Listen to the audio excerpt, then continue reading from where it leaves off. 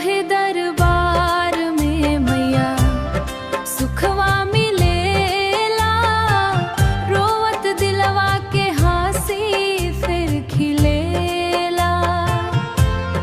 जे कोई आवे सिर झुका के मैया, ओकर बिगड़ल भाग जाग जाला। हो मैया तोहरे चरण में दुनिया झुकेला, तोहरे नाम से दुख दूर भगेला।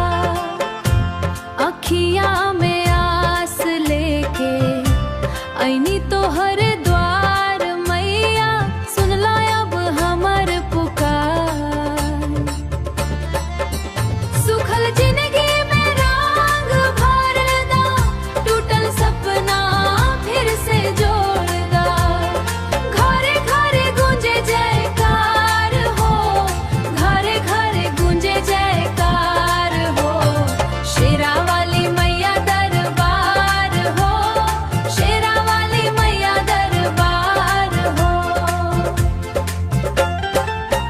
नवरात्रि में चमके तोहर ज्योतिया, देख के खुश हो जाला सबके अखिया। भक्तन के तू ही सहारा बाड़ू, दुखिया दिल के किनारा बाड़ू। माथे चुनरिया लाल सजेला, तोहरे दर पे चमत्कार